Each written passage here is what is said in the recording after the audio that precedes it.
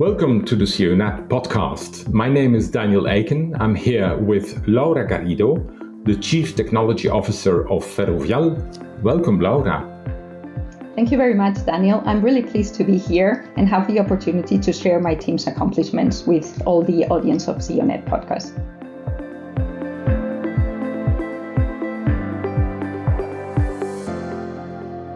Laura, you've spent now 7 years at Ferovial's, taking care of the global technology backbone across Spain and the US. You realized a major transformation, including modernizing the data centers, building a unified cloud governance model, redefining the entire digital workplace and the developer experience. Now, you often describe this multi-year journey as building Ferrovial's Industrialized Digital Foundation. Now, looking back at that, if you had to pick one single driver that made this transformation possible, what would that be? I think the main driver was our determination to really build a solid foundation on top of which Ferrovial's innovation could happen, and also to provide really top of game digital services to our users. So I think that this common vision of the whole team did empower us to have this extra energy that you need to have when you face such a broad transformation. So I think that together with the resilience of the whole team was our main driver. Okay. Now, when you began, Ferrovial was moving fast into the cloud, but with fragmented standards, a complex global footprint, significant technical obsolescence. Was there a moment where you realized the scale of change that is required technically and culturally? I think that, cloud really disrupted IT way of consumption and IT operations everywhere, and the same thing happened to Ferrovial. So I think that when I realized that the power of the cloud in terms of what we could give directly to the business or to other teams like innovation teams, and together and with the risk of governance, security, etc. I think that's the point where I really realized that something needed to be done and needed to be done fast, because things were moving much faster than what we were used to. Now we've seen that things can move even faster, but at that time it was like, hey, we need to enable this fast movement and the use of this new technology, but we need to keep control of everything. Yeah. Now, for the listeners that do not know Ferrovial very well, could you briefly describe, in fact, the business and the scale at which it operates?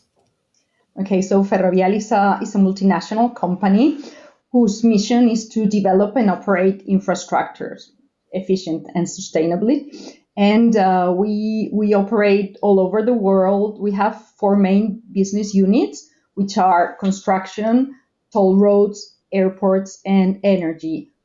Our preferred projects are concessional projects in which we really cover the whole life cycle of the asset. So from design and construction up to operation and maintenance.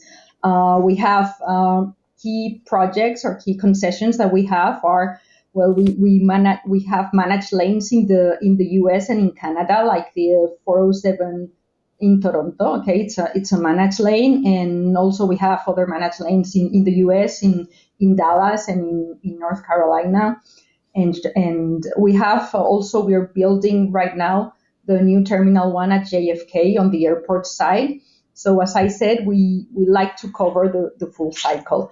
Our main markets are North America, Canada, and the US, as I mentioned, and also Europe. But we have presence in around 15 countries. That depends, because the construction business starts and closes depending on if we have projects in some countries. And we have around 25,000 employees all around the world. Okay, thank you. Now, when looking back at the initial challenge, in fact, you inherited a landscape of legacy systems, fragmented cloud adoption, the critical infrastructure was approaching its end of life. So all while Ferrovial was preparing for a NASDAQ listing and SOX compliance, of course. Now, what was the spark that really convinced the organization that a fundamental transformation was a necessity? Yeah.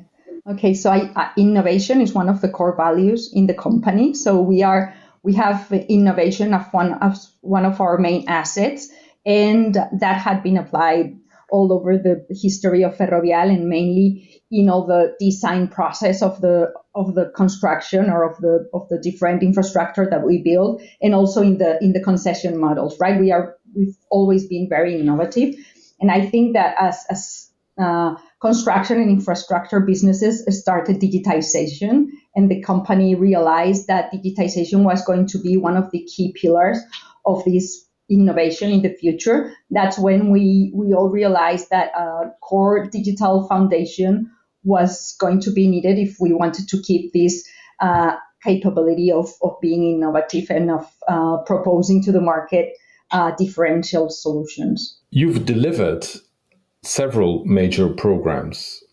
Two of them are indeed a unified cloud cross-platform, a governance model, you called it X-rators, and then the Infinity Data Center modernization. Now, could you walk us through these initiatives? How do they fit together? And what makes this overall transformation unique? Okay, so well, our aim, as I said, was to create this digital foundation or this digital core, and with a strong focus on operational efficiency. Okay, industrialization was also in the core of the whole view of the transformation. So we have in the initiatives that we put together at that moment, I kind of group them into separate types of initiatives. We have some initiatives that are more oriented towards operational efficiency and towards risk mitigation. In this case, mainly related to obsolescence risk mitigation, right? So these two initiatives with a view more onto this operational efficiency are the digital workplace transformation. We had different providers providing the same service. The service was not homogeneous all throughout all the geographies. So we wanted really to not only give a better quality of service to our end users and integrate all the new technologies that could be provided to end users, but also we wanted to have this global service that would lead to effectiveness and cost efficiencies also, of course. And the other initiative in this area or in this segment was the data center transformation, right? We had data centers that, as you said, with infrastructure that was approaching the end of life. Also, we had gone through some business carve-out processes. And so we knew that we could optimize the data center infrastructure. So these two initiatives really led to cost savings that allowed us to have extra money for the more platform engineering oriented initiatives, which are the cloud governance model / cloud cross-platform, that's what we call, and the developer experience framework and platform, which are all the framework and tools related to the software development lifecycle support. Okay. Now, you can already show very impressive results. I see here 30% operational cost reduction in the data centers, 25% reduction workplace support costs, 33% improvement across cloud reliability, the security, the FinOps, and efficiency, and developer onboarding and autonomy that significantly accelerated. Now, among all these successes, what is the achievement you're personally the most proud of?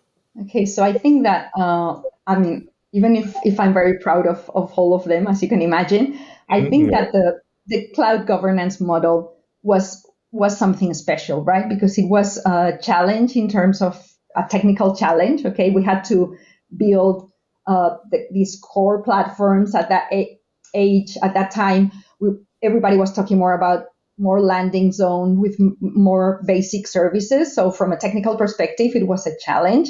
But for me, the biggest challenge was on the organizational side. Okay, we had to get together and to agree this model together with 3 different teams inside the IT organization, which were architecture, security, and my team, the cloud team inside my team. And also we needed to define what we call a federated model, which is like we needed to define different ways of working with businesses or with innovation teams and product teams that would adapt to their needs, that would still provide these industrialization capabilities and efficiencies, and also that would guarantee compliance and security, but would also give them the freedom of using technology in a faster way or in a more direct way. So that in that sense of organization was a challenge, and also the X-rators made a difference in the sourcing model or in the way we operate, because we went from a more traditional IT outsourced services. So we have more of our IT operation services are outsourced in a very traditional model, right? Big contracts with big IT providers. And in the case of the cloud, we thought that we could benefit more of all the automations, and we could integrate faster the new technologies and the new capabilities inside the services if the service was managed internally by us. So it was also a shift in the way we provide the services. So it was like that initiative had like complexity in all the different axes that you can imagine. Okay. Yes, I can indeed. Now, X-rators, as you called it, introduce automated governance, real-time compliance scoring for more than 250 cloud projects. Now, how did you technically and culturally achieve this level of standardization in what is, after all, a federated and very diverse environment, isn't it? Yes. So, as well, what we did first of all was document everything, right? It might seem simple, but it's key. And now with AI, we found that it was absolutely the right way, right? Because it's the only way of giving context to AI agents in this case. But at that time, we needed to document everything, because this federated model that I was explaining before that allowed teams to work in a more free way. They needed to know how to work. What was the Ferrovial way of working in the cloud, right? So we needed to document everything, to set a set of best practices, policies, etc., that we would agree upon, and that would guarantee that we had the environment under control. We also took into account FinOps, right, and cost control, which is a very big thing when you're talking about cloud. So the first thing, as I said, was document everything. Then what we did was automate all those policies that we had documented. So what we did was we had an automation policy checking, let's say, so that we could have a global view of what was the status of all the different cloud environments.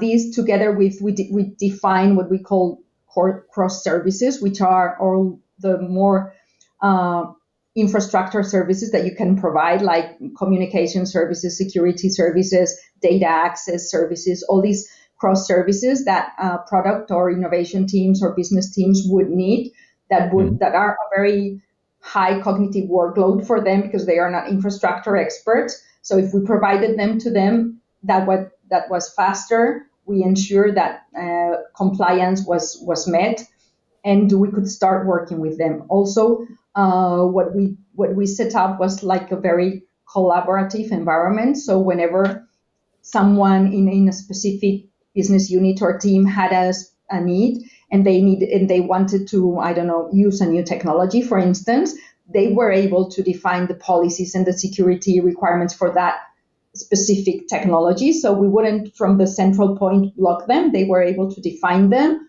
If we agreed on them, then those new policies, etc., would be incorporated to the global X-rators framework. And so that collaboration also fostered adoption of the global framework, right? Because everybody had the feeling that they were part of it. So it was a combination of as I said, policies and having everything very well documented. And then these services that were provided. We also, that was at the beginning, then we started building compliant artifacts or compliant components that could be reused by product or innovation teams.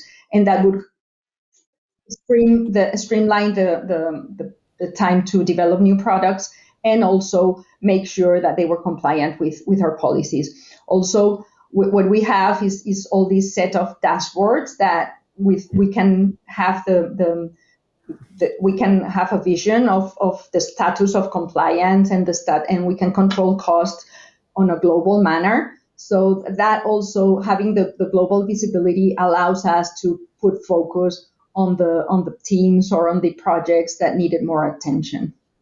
Okay.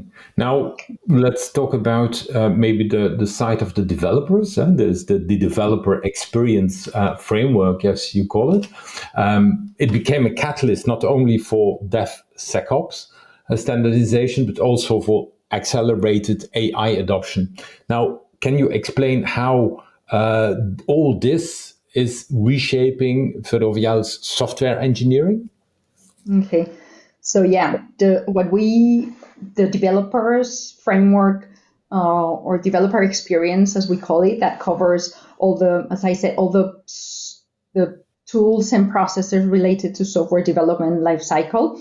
Okay, what we did like a similar approach to what I was mentioning regarding status. We were first of all we define what we call the agreements, and agreements are best practices or policies that we think are, some of them are mandatory and some of them are optional, that would define this Ferrovial way of developing software. Okay, so and then what we had a strong focus on promoting developer autonomy. Right, for us it was core to build this platform that could really improve time to market, but also improve developer autonomy and also being more independent of the different providers, so that it was easier to change from one provider to the other, because the dependency of different providers was less, because everything was developed on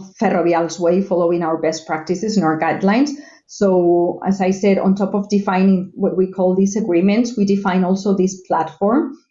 And platform is a developers portal in which we have together all these agreements documentation, plus all the standard developer tools. And also what we have is a set of accelerators that help developers onboard faster and also make sure that they are compliant with all these quality gates and policies and best practices. So we have templates for many things like, well, pipelines, testing, etc., that would help them in a very fast way integrate all these policies and best practices that we consider that are a must. Also, what we did, we integrated the different tools that we use for software development, for instance, Azure DevOps, Jira, ServiceNow, etc., so that we have end-to-end traceability of all the software deployments. And at the time we built that, we were listed on NASDAQ, so we didn't feel the pressure of SOX. But after that, once SOX came, that has proven to be a very good approach, because now that we have the traceability of all the software deployments, it's much easier for us to generate all the evidences for the audits, etc. So as I said, we built this platform, we built these accelerators, and also we as well have some components that have already integrated these policies or best practices. And so again, we work the same way, right? We put that in the available for the developers in the developer portal. And so they're as autonomous as possible. So one of the things is in this industrialization way that we had in mind since the beginning, there were two key factors. One of them was control or visibility. Let's put it on a more positive way than control. And the second point was autonomy. It was clear that central team is very difficult for central teams to scale with the products. We are small teams and we want to keep small. So what we've been trying is to have all the technical environment that will help us provide this industrial service as efficiently as possible. And as I was saying, this has been very useful for the AI adoption, right? We already have an MCP that connects to this framework and to this agreement and to this Ferrovial way of doing things. That now it's being used by agents. We're starting to develop agents. I don't know. We have an agent that reviews pipelines, identifies errors, and now proposes solutions to the developers. It could auto-remediate, but we're not in that point. We're still in the human in the loop point. And also, we use all these contexts that we have created, right? The framework is really a context for tools like for IDs, like Windsor.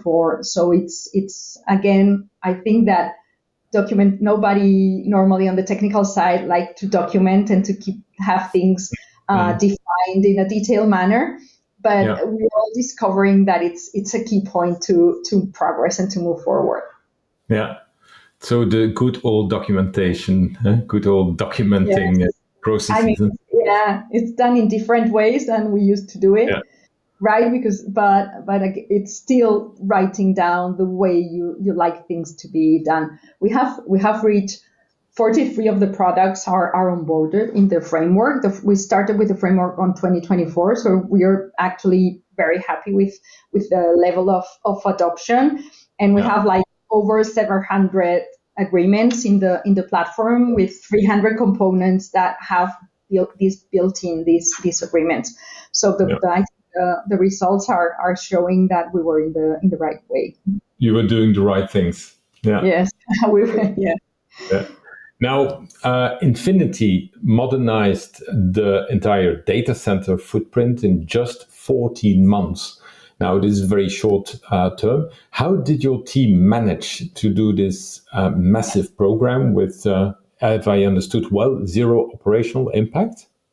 Yes. So yes, as I was saying before, we had corporate data centers where needed an optimization, or we thought that we could optimize, especially in terms of size. We had carved out a very big business, the services business. So half of the users had been carved out. So we had infrastructure that was reaching its end of life, and that could be optimized in terms of sizing, right? So we did this work. We also took advantage of the transformation project to redefine our technical architecture. So some things, the data centers that we had in the technical architecture had been defined like 10 to 15 years ago. So there were some things that the new technologies allowed us to do. So we went through a redefinition, especially on the networking side with extended VLANs and everything. So both data centers would work as a one logical data center. Mm-hmm. And we did a very, very, very detailed design, as you can imagine. And also another challenge that this project had was that we had hardware that we were going to reuse or that we were going to keep using, which is more difficult, right? Because we needed to physically move the machines, integrate new machines or new infrastructure with existing infrastructure, and make sure that all that happened at the same time as we were running the business, because we were really transforming our production data centers. So very detailed, very, very detailed plans. A lot of rehearsals of the go live weekends that we had, and then a very professional team from our partner. It's DXE, and they were very professional. They had been working with us for a long time, and they knew very well our infrastructure. They had been operating our data centers for a long time, and mainly that was it. Very detailed planning of all the changes that we had to do. We made over 1,500 changes in the first 9 months. Jesus. So also, a very committed team, because we had changes every single weekend. I mean, my team worked for, I would say, 7 days a week for 9 months. So it was very stressful, but we reached it without disruption. So Respect for the team. Yes, very big respect. I have an amazing team. I'm very lucky. Yeah, I can feel that. I can hear that. Now there was also the redesign of the workplace and the support services, and that brought omnichannel AI assistance, automation, a unified global model. Now, what were the operational improvements and the cultural shifts that made this a success? Yes. So, as I said before, we used to have like all the workplace plus user support services split between different providers.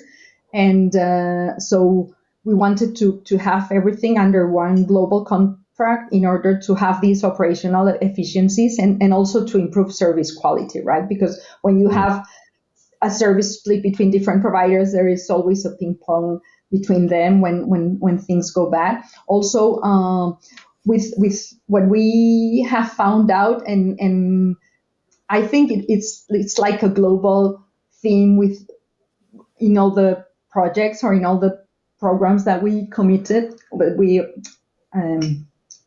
started, is that we needed to listen to the business. Okay, we at the beginning we were coming from a very centralized operating model, which is good and which is very efficient operationally, and we wanted to keep that because, as I said, operational efficiency is one of our main drivers.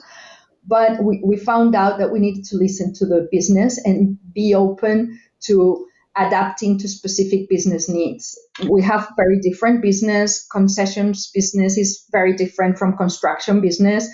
And so we needed to listen to their different needs. And also we found out that there are differences per geography, right? Like in some geographies, construction projects are huge projects with thousands of people. In other geographies, construction projects are very small projects with a few users.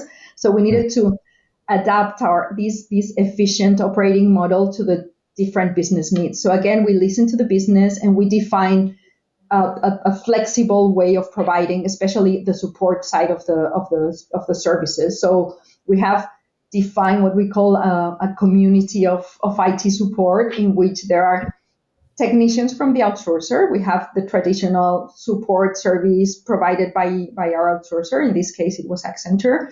So we have them. We have internal IT people from the businesses. They have IT people that are internal, and they join that community as the rest of them. And also we have like third parties that perform other tasks other than IT support, but have IT knowledge, and so they are integrated also in the model. So we define this, again, open, flexible model that would adapt to the different needs. And then, yes, as this happened last year, AI was here. So we had a lot of focus on integrating automation and AI to the service. So what we defined a service that, first of all, is omni-channel, which is important, right? Before we only had mail and phone, and now we have Teams, we have a chat in the service portal, etc. So users have many ways to access us, and also it has all these AI agents we have two types of agents, right? The agents that help, for instance, service desk support teams. So they do assist them in resolution and in how do you say, sorting the incidents, okay, to the correct group. So we have this set of agents that help the support teams,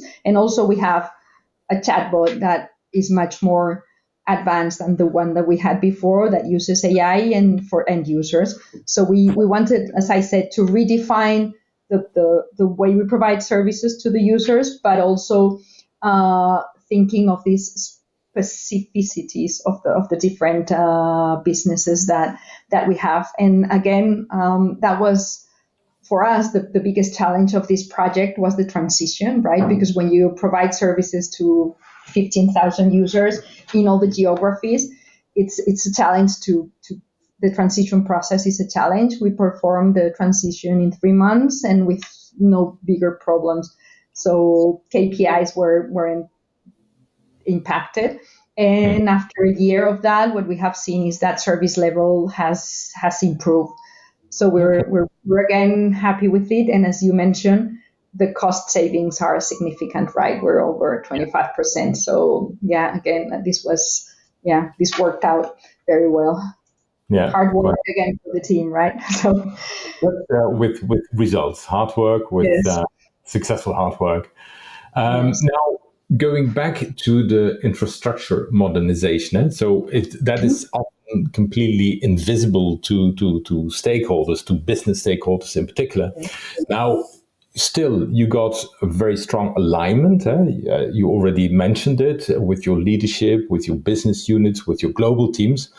Now, how did you convince this diverse set of stakeholders to embrace, to own this transformation? Well, to be honest, cost efficiency always help, right? So many of these projects had cost efficiency. That helps. Yeah, that helps, and also that helps in the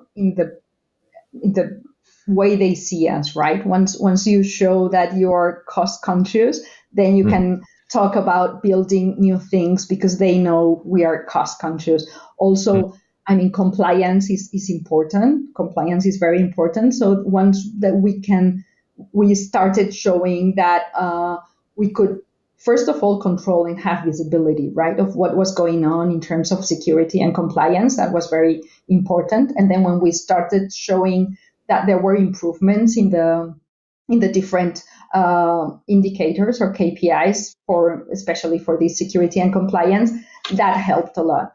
So yes, just proving value little by little. We didn't want to, when we were talking about the cloud platform or the developer experience platform, we wanted to deliver value slowly. So deliver value early, small value, and not build like the perfect huge platform and then start working on that. So we've always worked in this deliver early and prove that what you're building has a value. So that helped us a lot. It's a very good tactic to show early wins, to create, in fact, to create this buy-in, make the perception shift in a positive way, create this momentum. Can you give an example of such an early win that you achieved that really pushed things forward? Yes.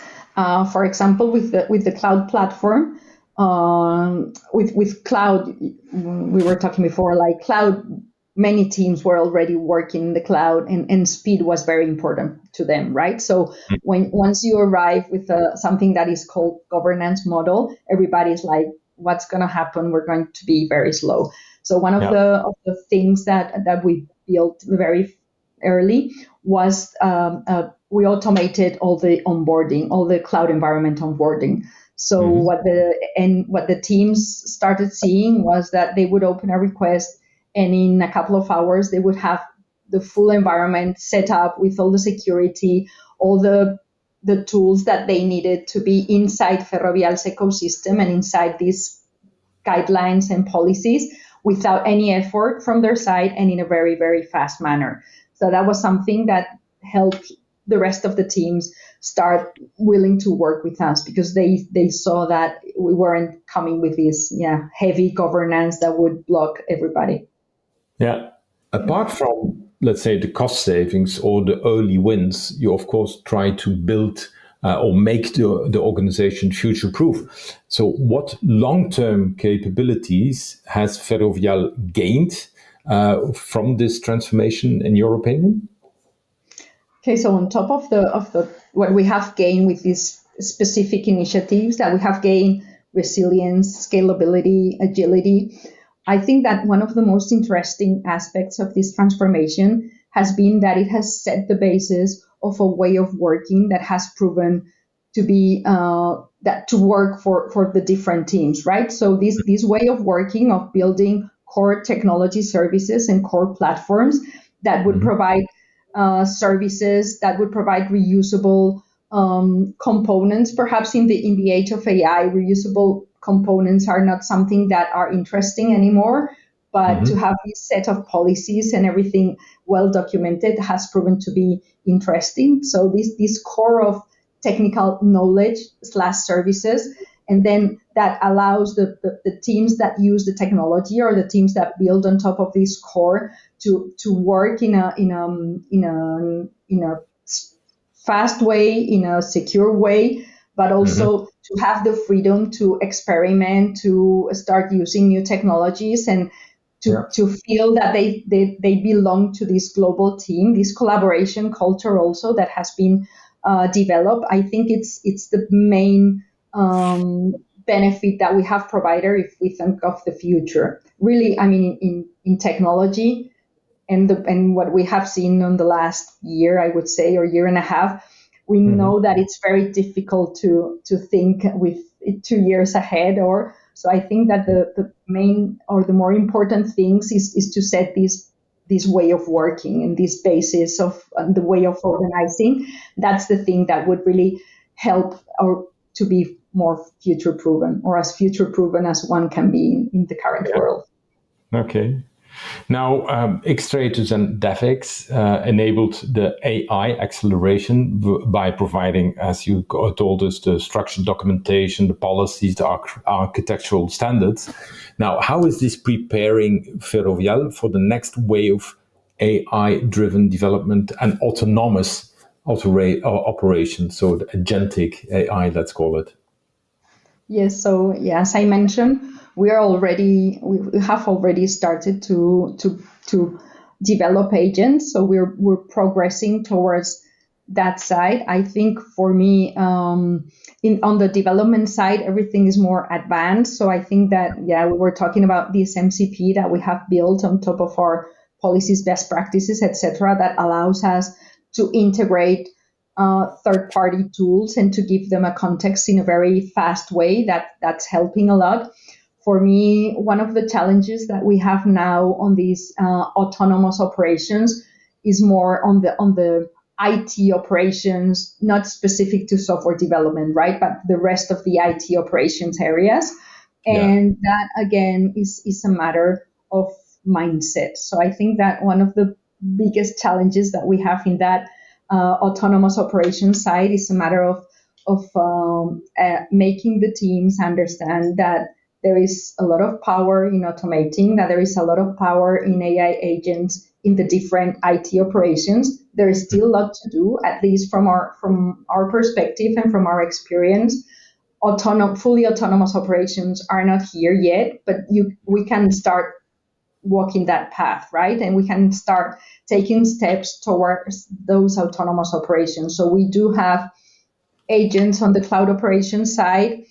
Again, human in the loop also. We still don't fully trust an autonomous agent or a set of autonomous agents to operate on their own, but that's coming fast. And one of my key goals for my team now is for all of them to change the mindset, to understand how much that can help, that every one of us can really develop these agents, or we are the ones that are operating the system. So we are the ones that better know what is needed and what is the fastest path to reach to these autonomous operations. So we should start experimenting and we should start moving forward on that side. And mindset for me is always, in every single project, the most difficult part. So, but we're working on it, and I have a very open-minded team. So, yes. Okay. Now, you also significantly increased your operational resilience. You with improved uptime, strong governance, SOX-ready traceability, proactive digital employee experience monitoring. How did you do this, and how has this opened the door for future innovation? So I think that all these reliable and reliable foundation and the governance and all the stable operations what have really done is free up time of the teams to devote to strategic initiatives or to innovation so we have also, together with these accelerators or these cross services that we provide to innovation teams so that they can really focus on what would be disruptive or what is innovative. I think that the main thing that we provide to, or that we provide to innovation is freeing up time of the teams to innovate. Maybe a little bit of a cheeky question, but looking back at all this, what was what I call your best mistake? In fact, then I'm talking about something that you said, okay, we had to correct it afterwards, but it taught us quite a lot. We learned from it. What was your best mistake? So I think our best mistake was this fully centralized approach that we had at the beginning, right? This idea of operational efficiency and industrialization comes together with centralization. And once we started understanding that wasn't possible, that one size fits all wouldn't work. And that allowed us to, first of all, listen to other teams, listen to the business, which is very interesting. And sometimes, and I'm an engineer too, we don't always fully listen to the rest of the people. And also what it made us change our mindset and understand that flexible options and more tailor-made service, we call them service flavors, or are possible, won't risk compliance or security, or you're still able to govern an environment from a financial security compliance point of view and allow flexibility to the teams. So I think this was a very big mind shift that really has helped us. And I mentioned it in most of the projects, right? I mentioned it in the digital workplace and support. I mentioned it in the cloud platform. I mentioned it in developer experience. So I think we were very lucky to make this mistake at the beginning of our journey. Yeah. Now, if you're not in the room, what would your collaborators, your team, say about you? Okay, I think they will say I am a very results-driven person. So I really do push for results. I hope they will say I'm a team player. I'm always willing to help and to support them. I'm resilient. I'm very resilient. And I'm always trying to make my team grow by giving them my support and as much autonomy as possible. Yeah, and what drives you personally as a leader? What gives you energy in the work that you do?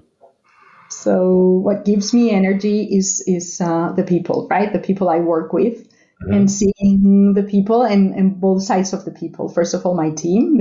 When I see they grow, they are happy, they like what they do, they are proud of the projects.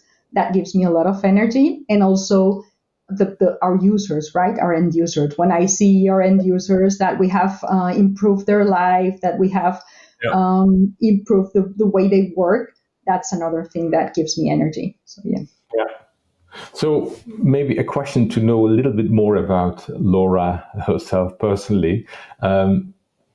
Imagine you wouldn't have gone for a technology leadership role or career. What other path, based on your passion or whatever, might you have taken if it wasn't going into technology? What would have been it? I interrupted my technical career for nearly 7 years, and I opened up a Danish mid-century furniture shop. That was, as you can imagine, a very interesting experience, completely different from the technical world. Also, it was a very, very small company, right? It was a shop, and I was working there with my sister. So for me, that was a great experience, especially because of the entrepreneurship side of the business. The business was great and I loved it, and that's why I moved to it. But the way you leave things when you're the owner and where you build everything, and that was really, really interesting in the good times and in the bad times, right? Because we went through very good times and through not so good times, and in both moments, I think that was a really interesting experience. Yeah, that would have been a completely different life, of course, at the end of the day. Yes. Yeah. Now, looking at the future, and to conclude maybe this interview, but what would be the next big challenge or opportunity in cloud and infrastructure that you're excited to explore? So I'm excited about leveraging AI autonomous operations. I think that is something that is coming, and it's going to be a very interesting for all of us technical teams. Okay. Now, what would you give as, let's say, the piece of advice to a CTO who had to start a similar journey as you did? What would you advise to him or to her? Yeah, so I would say have always the business in mind. Technology doesn't lead anywhere. So yeah, lead from the business. Prove value early. Don't try to build very big things. Start by proving value and delivering value early. Make sure that you have your team onboarded and committed. It doesn't need to be the complete team, but you need to identify change agents inside the team that would really have the energy and the perseverance to move forward through these kind of processes that are not easy. Yeah. All right, Laura, thank you very much for this very insightful and personal interview. Thanks a lot, and I wish you all the success with all the enterprises you're undertaking. Thank you. Thank you very much. It was my pleasure. Thank you.